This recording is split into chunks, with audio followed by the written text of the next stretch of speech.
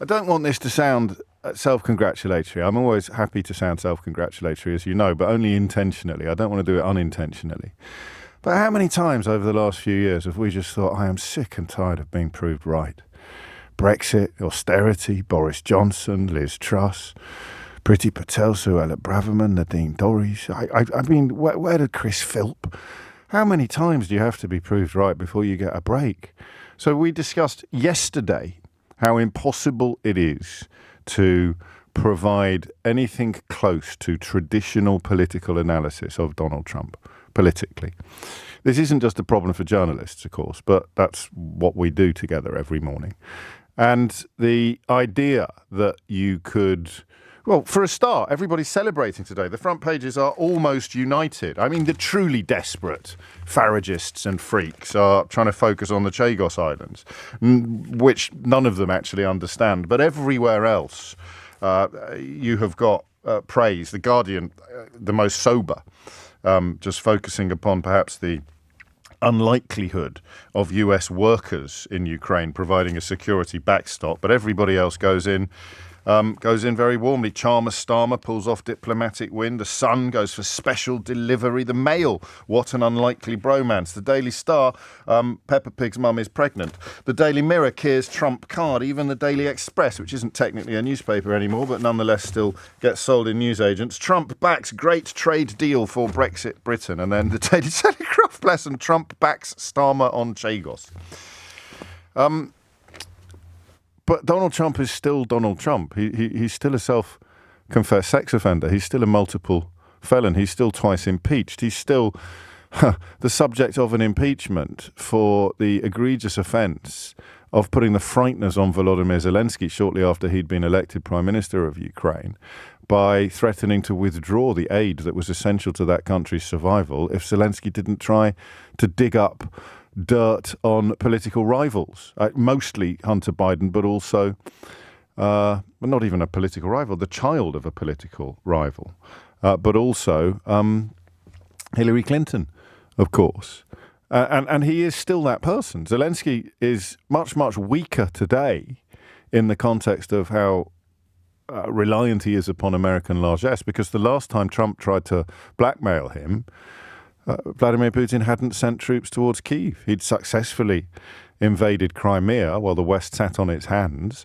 But the jeopardy that Zelensky finds himself in today has been hugely magnified by the military engagement, which, of course, the man-child voted alongside the aggressor with in the United Nations last week. So if you were expecting me to come on air today with a similarly celebratory air to much of the media and all of the government, then I'm a little bit surprised that I find myself disappointing you. I don't exaggerate when I tell you that at 10 o'clock in the morning I'm not quite sure what direction things are going to go in. I have my ducks in a row. I've done some of my homework, but I don't know what I'm going to feel when I start describing to you the things that I think are the most important things for us to talk about today. I don't know how I'm going to feel. And the more I talk about it, the more confused I am by my feelings. I'm a patriotic person. That's a very overused phrase. I'm interested in the national interest. I am close to thinking that the prioritization of people who are paying taxes here and not paying taxes here is the top priority of a government. I certainly don't believe it should be to the exclusion of all else, particularly to vulnerable people born elsewhere or vulnerable people overseas. But I do think the national interest and patriotism should be the same thing. So therefore, you want your Prime Minister to come away from a meeting with the most powerful man in the world in a better position than he went into it. And he has. But the most powerful man in the world is hideous. He's still hideous. Just because Keir Starmer successfully buttered him up doesn't detract from the fact that this time tomorrow he might say the polar opposite of what he said yesterday. And I'm a victim as well as a describer of the breach of normality, the way that the tools we have to analyse things are no longer adequate, because you would ordinarily consider that most of what happened in the Oval Office was great for Britain. But when I say to you, what he does on Monday could be the polar opposite of what he does on Tuesday, it's not a glib little device that I use. It's not an exaggeration. It's not an embellishment or hyperbole. What he could literally do tomorrow, the polar opposite of what he did yesterday. And perhaps the best proof of that in the Oval Office yesterday was this. President, do you still think that Mr. Zelensky is a dictator? Did I say that? I can't believe I said that. Next question. Funny, yes. So hilarious and whimsical. And I mean, the terror that comment caused in Ukraine, the absolute fear that was described to us, I think, yesterday by Theo, who rang the first call of the day live from Kyiv. It's that kind of show. And previously, people much closer to the action than we are, mercifully, just explaining to us that the impact that kind of language has. He didn't just say it. He wrote it down. He wrote it down in black and white and then pressed send in a message, in a post that was also peppered with insults and ad hominem attacks upon Volodymyr Zelensky. Fast forward a week. Is it a week even? Is it even a week? Fast forward days, and he is publicly pretending that he never said it. Ah, man, every day, every single day at the moment, until I start talking to you, the things don't land properly. So, great, wonderful. We've come away looking good. He likes Starmer. We might get a free pass on the tariffs, which would actually constitute the first ever benefit of Brexit. But it's as if somehow, being the country that has done the stupidest thing that any country has ever voted to do to itself, becomes a temporarily positive phenomenon as a consequence of one of the worst things that's ever happened to the world in the post-war period, currently residing in the White House. But this is what I mean by pragmatism. This is what I mean by Keir Starmer's ability. And I think if you need a penny drop moment on this, it's because he's a lawyer, isn't it? If you want a lawyer to prosecute the best possible case or to provide the best possible defence, lawyers can't do morality. Lawyers can't take a view on whether their client is guilty or innocent. Lawyers are required to go to court with the best possible service in place for their client. And I think Starmer finds it easier than we would to park what you might describe as principle even, or morality, or, if you're being more generous, you might describe it as idealism or naivety, political purity. It doesn't apply, because his job is not to uphold values. His job is to do the best he can for Britain. And right now, that involves bending the knee for Donald Trump and treating him like, and I think we might play a little analogy game here. I think he's treating Donald Trump like a toddler who's gone limp on the supermarket floor, and the mum has to pick him up. But the toddler is so limp and so heavy that mum is really struggling to. We've all seen it. Some of us may even have endured it. But so it's kind of like that. Or is it mum trying to get a toddler to eat carrots? What is it that Keir Starmer is doing here? And who else, like me, feels desperately sorry for the king? And it is my pleasure to bring from His Majesty the King a letter. He sends his best wishes and his regards, of course, but he also asked me to bear this letter and bring it to you. So can I present the letter from the King to you? Thank you very much. Am I supposed to read it right now? Yeah, please do. I will do. I've got to tell him what your reaction is, so I need to know. He is a great gentleman. A great, great gentleman.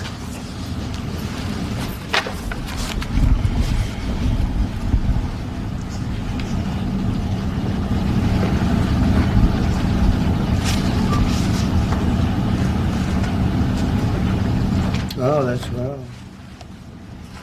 Well, that is really nice. I must make sure his signature's on that. Otherwise, it's not quite as meaningful. It is, and that's quite a signature, isn't it? Beautiful. He's a beautiful man, a wonderful man, and we appreciate it. I've known him, gotten to know him very well, actually. First term and now second term. Perhaps you'd like to say what that very important paragraph. Yes, so this is a letter from His Majesty the King. It's an invitation for a second state visit. This is really special. This has never happened before. This is unprecedented. And I think that just symbolises the strength of the relationship between us. So this is a very special letter. I think the last state visit was a tremendous success. It was. His Majesty the King wants to make this even better than that. So this is truly historic, an unprecedented second That's a state great- visit, and he great wants to honour. talk that through with you. And that says at Windsor. That's Yes. really something. Yes. What I haven't got yet is your answer. I do need to. The answer is yes. On behalf of our wonderful First Lady, Melania, and myself, the answer is yes, and we look forward to being there and honoring the King and honoring really your country. Your country is a fantastic country, and it'll be our honor to be there. Thank you very much. Well, thank you very much, Mr. President. I shall happily take that back to His Majesty. It's beautiful. Thank you. Thank you.